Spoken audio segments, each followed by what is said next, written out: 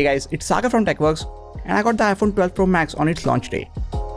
I have spent a week with this phone, and here is what I think about it. Let me be very clear, this is not my iPhone 12 Pro Max's review. That will come after I have used this phone for at least a month. Now I did place an order for the Pacific Blue iPhone 12 Pro Max on Apple's website, but after watching some of the first day videos about it, I decided to cancel the order. My main concern was that it is going to be too big for me and the cameras might not be as good as Apple wanted us to believe. Many of you guys might not know this, but I used the iPhone 11 Pro Max as my main phone until June of this year, so I'm no stranger to huge phones. And I also always like to have one of the best cameras on my main phone. So as the launch day came closer, I again decided to get the iPhone 12 Pro Max. So I picked up the graphite color in 128GB of storage. The unboxing experience has been same as the iPhone 12 and 12 mini. The box is just as thin as their boxes, but it is taller and wider to accommodate the bigger iPhone 12 Pro Max. When you lift the lid, the big, beautiful, heavy phone is sitting on the top with just a USB-C to Lightning cable, SIM tray ejection pin, some paperwork and just a single Apple sticker. Yes, Apple is not giving us the earpods and a power brick even with this 1,30,000 rupees phone. After you have recovered from the shock of having to purchase a 1900 rupees charger separately and you pick up the phone, you start admiring this beautiful design. The matte glass back and shiny stainless steel frame looks just fantastic. As good as the frame looks right now, it is never going to look so clean once you start using the phone. So I recommend using a case with this phone to hide smudges from the frame and also to add a bit of protection to the back. Now there is no denying that this is a huge phone. But if you have used the iPhone 11 Pro Max, XS Max or any other Plus models, or if you are moving to this from a Galaxy Note or OnePlus Pro lineup, you will get used to the size in just a few days. Many of the reviewers are stressing the fact that this is a huge phone, but most of the people getting or thinking about getting the iPhone 12 Pro Max already know that, and in many cases, the huge size is the reason why they are opting for it. Bigger size means now we get an even bigger 6.7-inch Super Retina XDR display with a resolution of 2778 by 1080 pixels. Biggest battery of the entire iPhone 12 lineup, largest camera sensor on the iPhone yet on its main rear camera, sensor shift optical image stabilization on the main camera, and a 2.5x optical zoom on the telephoto camera. Other than the size, most of the other hardware features are shared with the iPhone 12 Pro and even the iPhone 12 and the 12 mini. With flat edges, I feel this phone is much easier to pick up and hold than the iPhone 11 Pro Max. Now for almost everyone, rounded edges are going to be more comfortable overall, but the flat edges means there is much more metal to hold on to at any given point. It is difficult to explain why, but for me, these squared off edges feel more comfortable than the slippery rounded ones. I'm not particularly a fan of huge phones, but I like my phones to have a good battery backup and one of the best cameras in the market. And this time, Apple has kept both of these things exclusive to the iPhone 12 Pro Max. Last year, other than the display and battery sizes, everything on the iPhone 11 Pro and 11 Pro Max were just the same. If the smaller iPhone 12 Pro had the same camera as the iPhone 12 Pro Max, I think I might have gone for it and sacrificed a bit on the battery life. Now some of you guys might know this, that I also have the iPhone 12 and 12 mini with me, so while using all these phones together, I haven't been able to push out either of them to their limits to test out how long the battery lasts on all of them. But with my average usage, I take the iPhone 12 Pro Max off the charger at 8 or 8:30 in the morning, and no matter how much I use it, I haven't been able to get it under 40% by the same night. So its battery definitely lasts me an entire day and then some.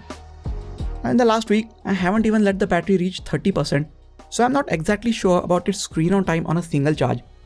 But when I connect it to the charger, it has anywhere between 5.5 or 6.5 hours of screen on time with over 35% of the battery still remaining. So this should give you an idea about how good the battery life on this phone is. I have been watching some of the Apple TV Plus shows on this 12 Pro Max and I love the overall media viewing experience. Colors, contrast, HDR, sound, everything is just amazing. The display gets the same ceramic shield protection as the rest of the iPhone 12 lineup and it is very resilient against drops. But I don't like scratches on my phone either, and I like to keep my phone as good as new for as long as I can, so I've been using it with a tempered glass screen protector right from the day one, and I suggest you guys do the same. This and most other phones, with the exception of the 2020 iPhone SE and iPhone 12 mini, just feel too big in my pocket. So I'm used to removing my phones from the pocket and keep them on the middle tray while I'm driving. So pocketability while driving is not as big of an issue for me as it is turning out to be for many people. Performance has been extremely smooth on this phone so far, and I haven't noticed any bugs on this phone either. Some people have reported yellow spots or tint on their display, but I haven't noticed any such thing on this phone.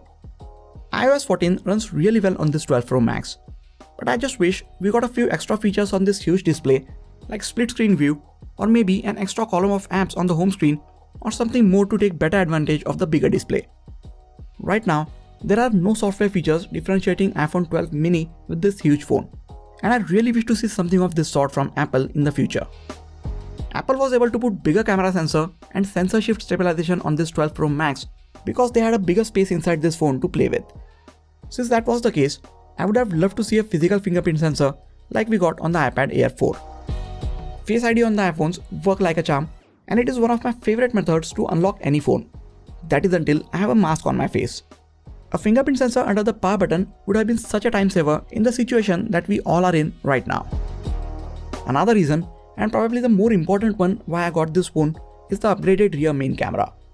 Apple tells us that the primary camera uses a physically larger sensor, and combining that with a wider f1.6 aperture gives us 87% better low light performance. But honestly, this time, images from the iPhone 12 are so good that you will barely notice any difference between the images from this phone and the iPhone 12 unless you shoot in lower light, compare these images side by side and zoom way in.